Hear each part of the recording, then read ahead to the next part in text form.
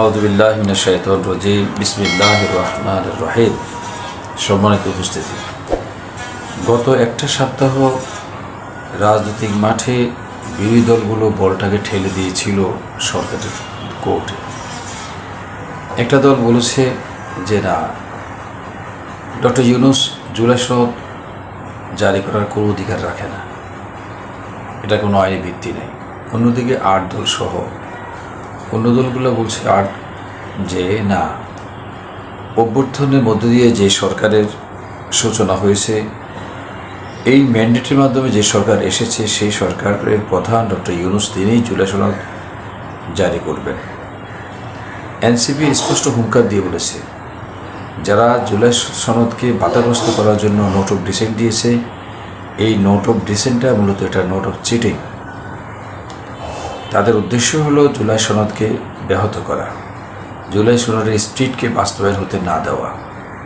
সুতরাং ডক্টর ইউনূসকে আমরা আহ্বান জানাচ্ছি, তিনি যেন শহীদ মিনারে এসে জনগণের কাতারে দাঁড়িয়ে জুলাই সনদ জারি করেন এবং এটা অবিলম্বে বাস্তবায়ন করার জন্য উদ্যোগ গ্রহণ করেন। এমনকি ডক্টর ইউনূসকে একটি দল বেঈমান, প্রতারক, তারপরে যে অনৈক্য সৃষ্টিকারী ঐক্যমত কমিশন বিভিন্নভাবে তুলোধুনো করার চেষ্টা করা হয়েছিল। পরিস্থিতি এর মধ্যে কিন্তু আপনার সেনাবাহিনী প্রধান সহ 3 বাহিনী প্রধান ডক্টর ইউনূসের সাথে দেখা করে এসেছেন তার কার্যালয়ে। পুরো পরিস্থিতিটা ছিল গত এক সপ্তাহ অত্যন্ত ঘোলাট, এক সপ্তাহ যাবৎ, যে সরকার কি করবেন।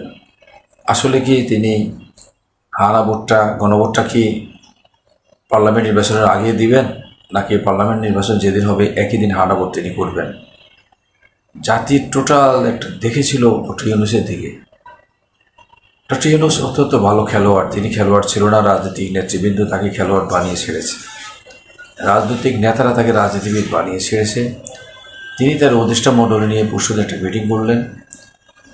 মিটিং করে তিনি প্রথমে আতঙ্কিত হয়ে পড়লেন, বললেন যে নির্বাচন ব্যাহত হতে পারে, নির্বাচনের মাঠে আক্রমণ হতে পারে, মাঝপথে নির্বাচন বন্ধ হয়ে যেতে পারে। বিরোধী দলের মধ্যে একটা শঙ্কা ধরিয়ে দিলেন তিনি। তাহলে এই কথাটা তিনি কাকে ইঙ্গিত করে বলছে? এর 2 দিন পরে তিনি তার উপদেষ্টা মণ্ডলীকে মিটিং করলেন। মিটিংয়ে তিনি এমন একটা সিদ্ধান্ত নিলেন যা রাজনৈতিক নেতৃবৃন্দ চিন্তাও করতে পারে না। হতবাক করে দিয়ে তিনি জুলাই সনদ বাস্তবায়নের এই বলটা তিনি রাজনৈতিক নেতৃবৃন্দের কোর্টে ঠেলে দিলেন। তিনি বললেন, জুলাই বিপ্লবের সাহসী সাথীরা যারা একসাথে নির্যাতিত হয়েছেন, হত্যার শিকার হয়েছেন, যারা 1 বছরের পরে সংস্কার প্রস্তাব নিয়ে আলোচনা করেছেন, আগামী বাংলাদেশ বিনির্মাণে যারা 15 মাসে অক্লান্ত পরিশ্রম করলেন, শেষ পর্যায়ে এসে তাদের বিরোধ তা ঐক্যমত কমিশন ও সরকারকে হতাশ করেছে। সরকার সুদীর্ঘ 1 বছর রাজনৈতিক দলগুলোর মধ্যে ঐক্যের চেষ্টা করেছেন, সরকার আর কোনো সমঝোতার উদ্যোগ নেবেন না। তিনি রাজনৈতিক দলগুলোকে আরও রিমাইন্ডার দিলেন যে আমি চাই অনতি বিলম্বে রাজনৈতিক দলগুলো নিজের উদ্যোগে তারা কী করবেন, নিজেদের ভিতরে একটা ঐক্যমত্য সৃষ্টি করবেন এবং যৌথ একটা ঘোষণা দিয়ে রাজনৈতিক নেতৃবৃন্দ প্রধান উপদেষ্টাকে বলতে হবে যে আমরা জুলাই সনদ বাস্তবায়নের ব্যাপারে এটি রোডম্যাপ দিচ্ছি, সেই অনুযায়ী সরকার এটা বাস্তবায়ন করুক। এমনকি ডক্টর আসিফ নজরুল, আইন উপদেষ্টা, সরকারের মুখপাত্র, তিনি বলেছেন যে সেই কাজটা রাজনৈতিক নেতৃবৃন্দকে 1 সপ্তাহের মধ্যেই করতে হবে, কারণ আমাদের হাতে মোটেও সময় নেই। আইন উপদেষ্টা আরও জোর দিয়ে বলেছেন যে ফেব্রুয়ারি মাসের প্রথমার্ধে আমরা জাতীয় নির্বাচন অনুষ্ঠান করার ব্যাপারে এখন আমরা অনড়, আমরা করতে বাধ্য। সাংবাদিকরা তাকে জিজ্ঞাসা করলেন, যদি 1 সপ্তাহের মধ্যে রাজনৈতিক নেতৃবৃন্দ যদি ঐক্যমত্য আসতে ব্যর্থ হয়, তাহলে কি সরকারকে জুলাই সনদ বাস্তবায়নের কোনো উদ্যোগ নেবেন না? তিনি বললেন, সরকারে যেহেতু আমরা আসি, অবশ্যই আমরা আমাদের দায়িত্ব পালন করব, আমাদের জায়গা থেকে আমরা একটা অবস্থান গ্রহণ করব। অন্যদিকে 8 দল সম্পর্কে আমি নিয়ে একটা বিভ্রান্তির মধ্যে ছিলাম। আমার ধারণা ছিল জামাত ইসলামের নেতৃত্বে ইসলামী দলগুলো একটা ঐক্য করেছে, আসলে কিন্তু তা না। তারা স্পষ্ট করে দিয়েছেন, জনাব ফয়জুল করিম সাহেব এবং ইসলামী আন্দোলন বাংলাদেশের প্রধান এবং জামাত ইসলামের নায়েব আমির ডক্টর আব্দুল মোহাম্মদ তাহের, তারা যৌথভাবে সংবাদ সম্মেলনে বলেছেন যে আমাদের আমরা কেউ কোনো দল রাজনৈতিক নেতৃবৃন্দের মধ্যে জামাত ইসলামের নেতৃত্বে আমরা কোনো ঐক্য করিনি। আমরা ভোটের একটা বাক্স তৈরি করেছি, আমরা ভোট কেন্দ্রিক একটা সমঝোতা করেছি যে একটা দল যেখানে ভোট বাক্স দেবে অন্য দল সেখানে দেবে না। তার মানে আমাদের ঐক্যটা সম্পূর্ণ ভোট কেন্দ্রিক, কোনো আদর্শিক আমাদের মধ্যে মিল হয় নাই, আদর্শিক ঐক্য হয় নাই, আমরা একমত পোষণ করি নাই, একসাথে চলার সিদ্ধান্ত নিই নাই। শুধুমাত্র ভোটের মাঠে আমরা ঐক্য করেছি, আমাদের প্রত্যেকের ভোটের বাক্স থাকবে একটা। তারা বলছে আমরা এখন আন্দোলনে আছি, তারা স্পষ্ট রিমাইন্ডার দিয়ে বলেছে যে রাজনৈতিক দলগুলো যে আজ রাত অথবা আগামী, এটা গতকালের কথা বলছি আমি, আজ রাত অথবা আগামীকাল জুলাই সনদ বাস্তবায়ন করতেই হবে সরকারকে। 8 দলের যৌথ অবস্থান, তারা মনে করেন সরকার জুলাই আদেশ বাস্তবায়নের এখন চূড়ান্ত পর্যায়ে রয়েছে, তারা পূর্ব ঘোষিত বাস্তবায়নে অনড় অবস্থানে রয়েছে। এই 8 দল তাদের আন্দোলন অব্যাহতভাবে চলছে। 8 দলের চূড়ান্ত একটা লক্ষ্য তারা নির্ধারণ করেছে, সে লক্ষ্যটা হলো কি, জুলাই বিপ্লব অর্জন করে তারা ঘরে ফিরবেন, জুলাই সনদের আইনি ভিত্তি তারা বাস্তবায়ন করে ছাড়বেন। 8টি রাজনৈতিক দল এখন চূড়ান্ত পর্যায়ে 3টি দাবি পূরণে তারা মোটা দাগে অবস্থান করেছেন এবং তারা বলেছেন এই 3টি দাবি বাস্তবায়ন না করে আমরা ঘরে ফেরার প্রশ্নই আসে না। তাদের এই 3টি দাবি হলো কি কি?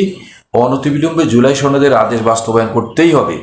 2 নম্বর, জাতীয় নির্বাচনের আগে পৃথকভাবে জুলাই সনদের বাস্তবায়নের লক্ষ্যে জুলাই সনদ বাস্তবায়ন করতে হবে। 3 নম্বরে, সংশোধিত আরপিও বহু বহাল রাখতে হবে, নতুন করে কোনো পরিবর্তন করা হলে তা আমরা মানব না। অগ্রাধিকার ভিত্তিতে এই 3টি বিষয়ে জাতির সামনে উপস্থাপন করেছেন। 3টি দল নিজ নিজ দলের উদ্যোগে এবং যৌথভাবে দাবি আদায়ের লক্ষ্যে কর্মসূচি বাস্তবায়ন করবেন। এই দাবি আদায়ের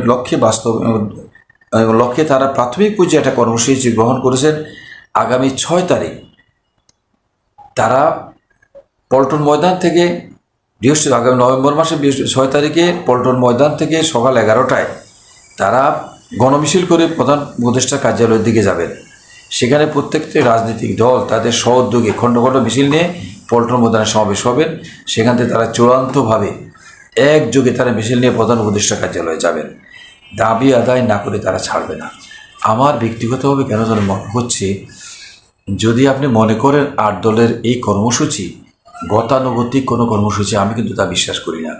তাদের বলার ভাষা, তাদের বডি ল্যাঙ্গুয়েজ, তাদের অ্যাটিচিউড এটা প্রমাণ করে যে তারা এই দাবিগুলো পূরণ না হওয়া পর্যন্ত মাঠেই থাকবে। এমনকি তারা এমনও হতে পারে এই দাবি পূরণ না হলে তারা নির্বাচন অনুষ্ঠান হতে নাও দিতে পারে। অন্যদিকে আমরা শুনতে পাচ্ছি সরকার বিরোধী রাজনৈতিক দলগুলোর সাথে আলাপ আলোচনার মধ্য দিয়ে একটা অবস্থান গ্রহণ করেছে যে যে সিনেটে আমাদের উচ্চকক্ষে যে কী আরপিও থাকবে, ঠিক আছে, তারপরে যাই পিআর পদ্ধতি থাকবে, আর জুলাই সনদ বাস্তবায়ন হবে কোন দিন? হানা ভোট এবং জাতীয় সংসদ নির্বাচন একই দিন অনুষ্ঠান হবে। কিন্তু এই দাবি কোনো মতেই 8 দল মানতে রাজি না। এখন আমাদের দেখার বিষয়, আসলে কি এখন সমাধান কি মাঠে হবে নাকি আসলে সমঝোতায় হবে? বল কিন্তু এখন রাজনৈতিক দলের কোর্টে। সবাই ভালো থাকুন, আপনারাও দেখতে থাকুন, আমিও দেখতে থাকি কীভাবে আসলে